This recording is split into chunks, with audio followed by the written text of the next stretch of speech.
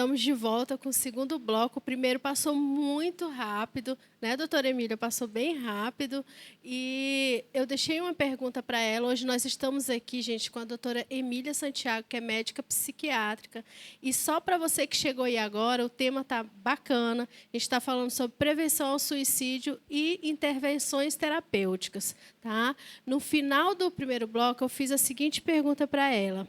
O pensamento suicida pode ser considerado um quadro patológico, doutora? Boa pergunta, né? Como eu havia falado, a gente sabe que hoje cerca de 90% das pessoas que têm ideação suicida ou que tentam suicídio, né, tem algum transtorno mental. Então a gente conclui que não é normal, né, esse pensamento suicida, tá? A maioria dos autores concordam que é realmente doentio, né? É uma patologia da mente, né? A mente alterada, um funcionamento cerebral alterado que ocasiona esse tipo de pensamento, de sentimento, da pessoa achar que a vida não vale mais a pena e que o melhor seria ela não estar mais aqui, né? Isso realmente não é normal. E na minha prática clínica, eu cada vez tenho mais certeza disso, né? Que quando a gente intervém, esse sentimento, esse pensamento, ele vai embora, né? Doutora, assim, uma realidade, uma triste realidade que nós vivemos é a presença de drogas no meio da sociedade e, assim, infelizmente, a comunidade, a sociedade, com muitas pessoas que estão na dependência química. Agora, uma preocupação, em particular, nesse tema de suicídio, se o uso abusivo de drogas, se a prática de consumo ou de utilização de drogas, ela está na gênese de transtornos mentais e até do ato suicida também. Se ela tem uma influência, se essa prática de uso de drogas tem uma influência relacionada tanto a transtornos mentais quanto a suicídio? É exatamente isso, Marcos. A questão do uso, do abuso e da dependência de substâncias, né, tanto de álcool como de outras drogas, como cannabis, crack, né? Tanto eles influenciam, essas substâncias influenciam negativamente na questão de um transtorno mental em si, né? De uma depressão associada, né, aquele uso, ou de uma psicose associada, como pode ser tanto predisponente como precipitante, como sob a influência da substância, o indivíduo fica mais suscetível a cometer, né? Fica mais corajoso, vamos dizer assim, a cometer o ato. Então, é duplamente negativo, né? O uso e abuso de substâncias. E por isso tão prevalente, né? A gente vê bastante. Falou, só assim, nos bastidores aqui nós estávamos discutindo a respeito disso, né? Falou que o uso de álcool aumenta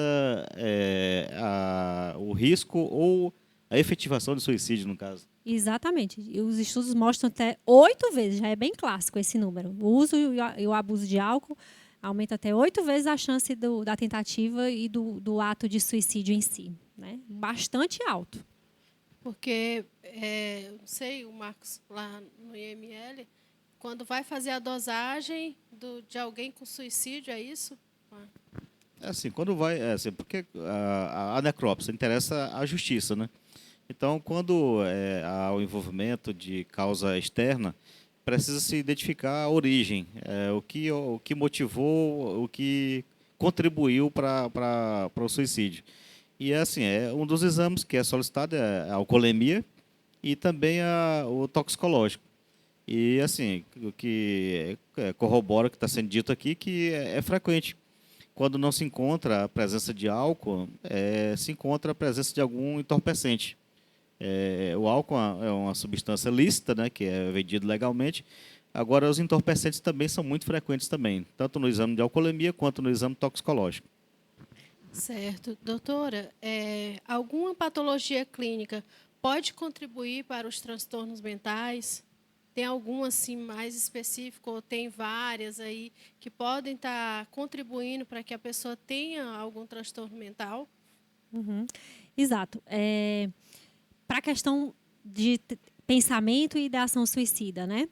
A gente sabe que não só transtorno mental, mas outras condições clínicas também podem predispor a esse tipo de pensamento, sentimento e até tentativa e ato suicida, né?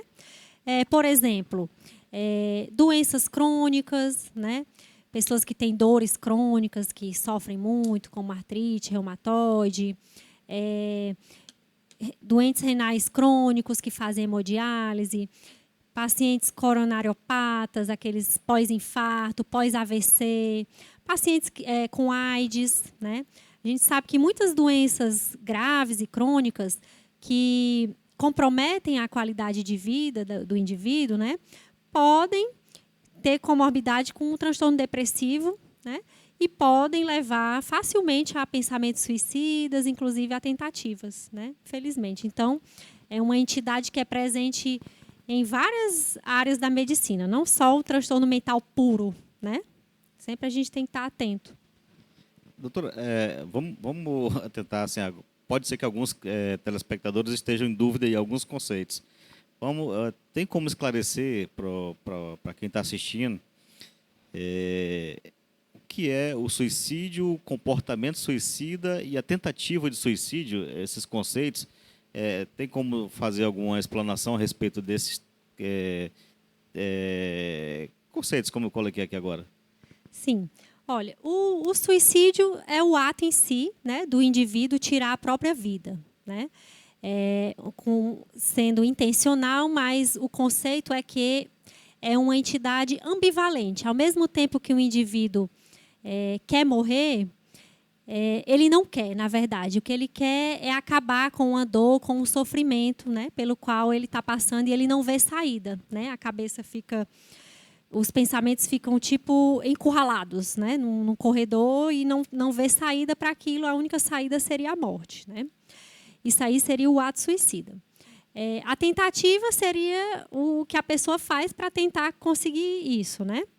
E a gente sabe que, para se conseguir um suicídio efetivo, existem várias tentativas por trás, né? As pessoas, às vezes, tentam muito, né, o que não é legal. E o comportamento suicida é o que acontece. Às vezes a pessoa tem essa vontade, né, de morrer, mas não faz uma tentativa ali bem clara. Ela assume comportamentos de risco, por exemplo, o próprio uso abusivo de substâncias, né, sem limites, sem saber direito o que está usando, né? Isso aí seria um comportamento suicida.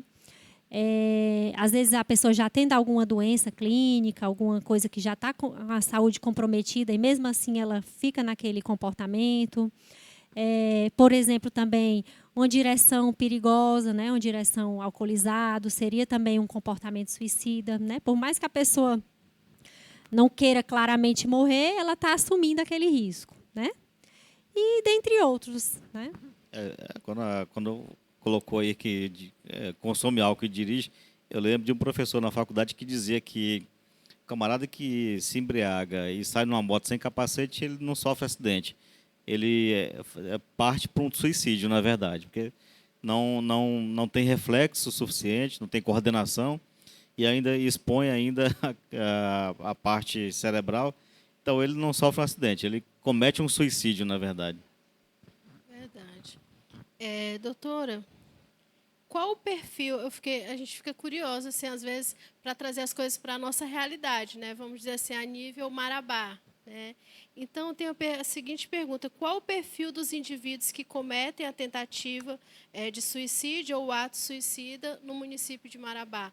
Qual que é esse perfil? A senhora já, assim, com esse período que a senhora está aqui em Marabá, a senhora já consegue ter, assim, uma noção disso, desse perfil? Sim, Marabá não foge muita regra, né? E aí o que a gente observa realmente, a maioria das tentativas tem transtorno mental por trás, né? Geralmente transtorno depressivo, né? Também transtornos de personalidade, alguns, né? Principalmente esse transtorno que é o borderline, né? Que é o emocionalmente instável, porque é caracterizado muito por impulsividade, né? Porque uma das características do suicídio para acontecer é a questão da impulsividade, né? É uma das alterações cerebrais que acontece, que o indivíduo fica mais impulsivo, né? E aí ocorre muito em transtorno de personalidade e também no que a gente já falou, no uso abusivo e na dependência de substâncias, né? Que também mexe com essa área da impulsividade, né? O indivíduo fica mais corajoso. Então, é o que a gente vê muito, esse público, esses 3 perfis, né? Pacientes deprimidos, transtorno de personalidade e os usuários de substâncias. Tá? Doutora, como assim, que as pessoas podem ajudar quem esteja apresentando um comportamento suicida? Quais as instruções que podem ser dadas? Como é que a pessoa pode partir para um lado mais prático de ajudar alguém que esteja apresentando um comportamento suicida? Pois bem, Marcos, o primeiro passo, né, que é bem divulgado nessa campanha do Setembro Amarelo, é a questão do acolhimento e do ouvir, né? Da gente falar sobre o assunto, da gente tentar ter abertura para aquela pessoa e tentar compreender o que está se passando, né? Porque hoje, nessa correria que as pessoas vivem, e às vezes no individualismo, né, muitas pessoas não têm tempo para escutar o que aquele outro está passando, ou acha que é besteira, ou acha que é passageiro, né? E não dá uma devida importância, às vezes, os próprios familiares, né, a tentar ouvir e compreender. O primeiro passo é esse, né? Tentar entender a situação. E aí, diante disso, existem algumas atitudes que são importantes, que é a pessoa não se desesperar, né? Saber que tem um caminho a seguir, que tem uma possibilidade de melhora, de sair daquilo, né? Também a pessoa não desdenhar, né? Às vezes tem pessoas que até desafiam, né, o indivíduo que está passando por aquela dificuldade, que verbaliza que tem uma ideação suicida, e às vezes uma pessoa que está ali para ajudar diz assim: não vai se matar não, isso aí é só conversa, né? Até desafia, isso aí não é uma coisa que não se deve fazer, né? Por mais que você não acredite naquilo, mas você pelo menos respeitar, né? E tentar buscar ajuda profissional, né? Eu acho que é o passo também essencial, né? Hoje a gente sabe que esse apoio, esse olhar profissional é a chave, né, para resolver o problema do suicídio. É interessante ter colocado a respeito a atenção, porque nos bastidores nós comentávamos a respeito do uso abusivo também de redes sociais, né? A casa cheia de pessoas, mas ninguém se comunica, não há uma comunicação direta. Às vezes até as pessoas optam por comunicação indireta, por meio de WhatsApp, estando a 2 metros de distância de um para o outro. E a comunicação é importante também, né? A atenção é importante, né? Até comentei em programas anteriores que, em muitas oportunidades no consultório, no posto de saúde, muitos pacientes, principalmente idosos, eles vão lá para ser ouvidos. Tá? Quando você observa, assim, o tratamento de saúde dele está tudo bem, a patologia dele de base está estabilizada, tudo, e ao final passa a entender que eles vão lá para ser ouvidos. E quando você pergunta se ele convive numa casa, ele convive com várias pessoas, mas ele não é ouvido. E aí acaba que o idoso se sentindo sem função e com algumas patologias de base também, ele também pode caminhar para esse lado do suicídio também, né? Então, a importância da atenção, do cuidado também é um ato que pode contribuir? Exato. É tão importante que a gente precisa falar sobre isso, né? Porque já é uma coisa básica você ouvir e ter atenção no outro, mas é uma coisa que está comprometida hoje em dia, né? A gente sabe que a comunicação, a atenção, justamente pela correria que todo mundo vive, né? Não existem culpados, né? Mas esse é um ponto bem importante, né? E aí a gente sabe que tem os picos, né, das idades do suicídio. Quem são? Jovens, né? Adolescentes, adultos jovens, aí cai um pouco quando vai ficando mais velho, e o outro pico é idoso, né? O pessoal que se mata mais. Por que será, né? Com certeza, influência também dessa questão do apoio social, de se ouvir, né? Do meio ali que ele está inserido, né? A questão das redes sociais hoje, né, dentre os jovens, é uma coisa bem complexa, né? Porque muitos ficam muitas horas, né, em redes sociais, e as redes sociais têm muitas coisas boas. Mas tem a questão de, às vezes, as situações serem idealizadas, né? As pessoas viverem vidas maravilhosas, só postarem coisas boas. E aí, às vezes, o indivíduo vê aquilo ali, compara com a sua própria vida, vê que não está tão bem como, né, como está lá o que ela está seguindo. E isso pode ocasionar uma frustração muito grande, né? Pode ser um fator precipitante, né? A comparação da situação de vida.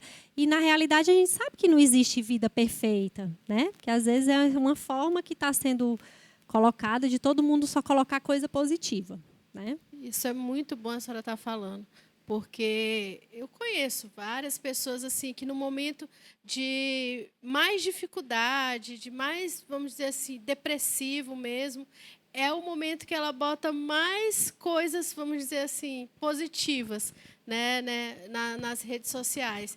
E aí fica aquela coisa, né? Tem casos que eu já conheço assim, quando eu vejo que a pessoa está postando isso, é porque ela não está bem, né? Quando posta que está tudo bem, que está feliz e tal. Então, é como a doutora falou, não existe vida perfeita, né? E aí hoje tem muito essa questão de, eu sigo fulano, né? Aí você quer idealizar a vida daquela pessoa, né? Então é importante a gente estar falando sobre isso. Gente, acabou o segundo bloco, viu? E não saia daí, tem mais algumas perguntas aqui para a gente estar fazendo para a doutora Emília. Fique ligadinho aí, não saia do sofá. Missão Saúde na TV.